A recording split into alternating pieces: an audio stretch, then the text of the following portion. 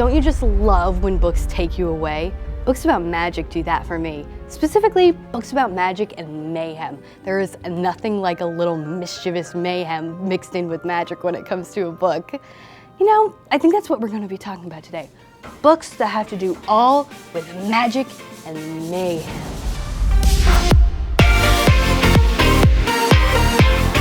So I have 5 books about magic and mayhem to show you today, and let's just jump right into the first book.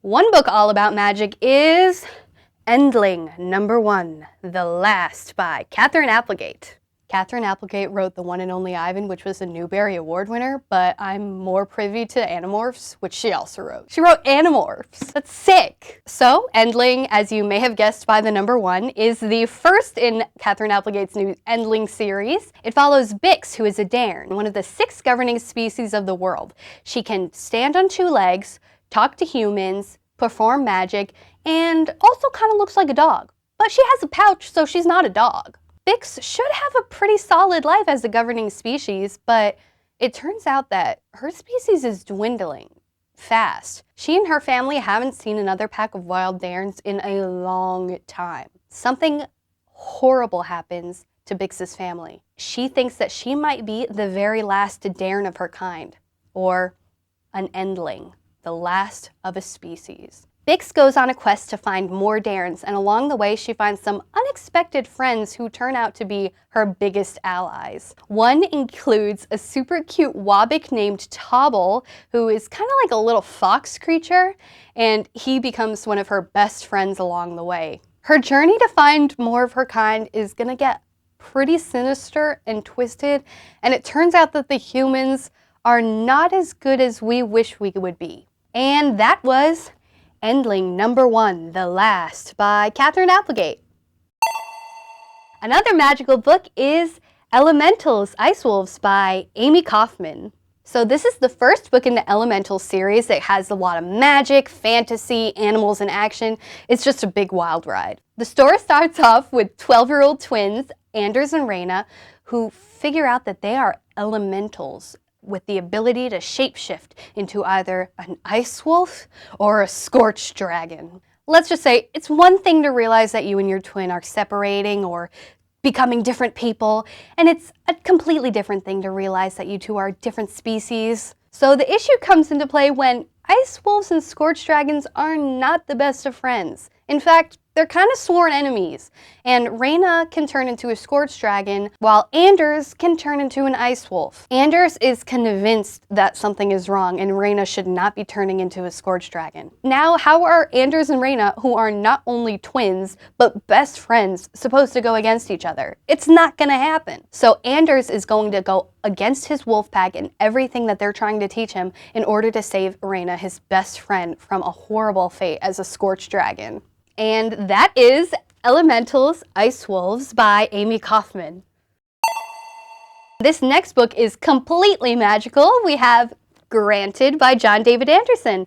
In Granted, a young wish-granting fairy named Ophelia Delphinium Fidgets, try saying that 3 times fast, is put in charge of a brand new wish. And it's really important that Ophelia succeed in granting this wish, because if she doesn't, magic is going to drain from the world. And it's kind of already draining a lot already. Without magic, her entire home in the Haven is at risk of being destroyed, essentially. All of her fairy friends, herself, the world that she lives in. It's gonna be destroyed if she doesn't succeed and get this wish done. Let's just say she is super keen on getting this wish granted. So there's a crazy adventure, a dog, magic, wishes and dreams all wrapped into one, and the idea that if she doesn't succeed, that's basically the end for her. Now, what could this big, huge wish be that she has to grant to save the entire world? It's getting a new bike. That's a good wish. I want a new bike. And that is Granted by John David Anderson. And another book all about magic is Riders of the Realm, Across the Dark Water by Jennifer Lynn Alvarez. So this is the first book in the Riders of the Realm fantasy trilogy, set in a world where humans and Pegasi coexist. In this book, a small group of wild Pegasi called the Storm Herd have just arrived in a new continent. They came here looking for a safer place to live, but what they ended up finding were landwalkers, or humans. Of course, humans and Pegasi don't see eye to eye because they can't understand each other. 12-year-old Rocky Stormrunner is a human who loves the tame Pegasi of his clan. The Pegasi in his clan are kind of considered sacred. Everyone looks up to them and they really protect all of the humans from danger. When Rocky's clan ends up capturing 2 wild Pegasi from the storm herd, all he wants to do is befriend them like the tame Pegasi that he's come to love in his clan. But the storm herd does not see it the way that the humans see it. When they got captured, they thought that they were about to be enslaved by the humans. So now it's up to Rocky to help the storm herd understand the danger they could be in if they don't work with the humans. There's dragons and giants that are going to be coming after them. So the book covers both the human and the Pegasi point of view, so you get to see both sides as they learn to work with each other and understand what's really at stake. And that is Riders of the Realm Across the Dark Water by Jennifer Lynn Alvarez. And another book all about magic is The School for Good and Evil by Soman Chainani.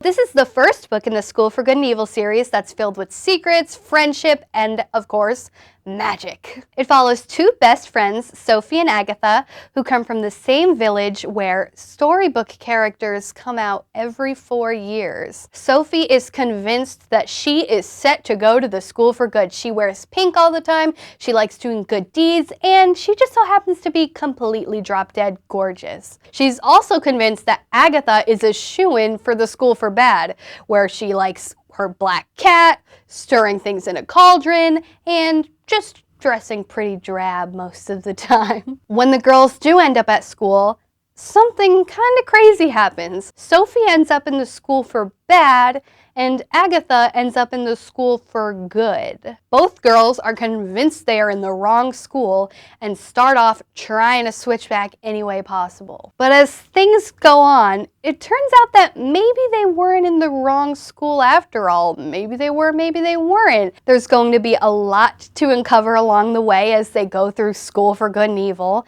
and it's basically like a boarding house for fairy tale characters before they're actually in the fairy tales. Sometimes people are not what they seem. If you're wearing a pretty pink princess dress, love putting on makeup and doing good deeds, you might be evil.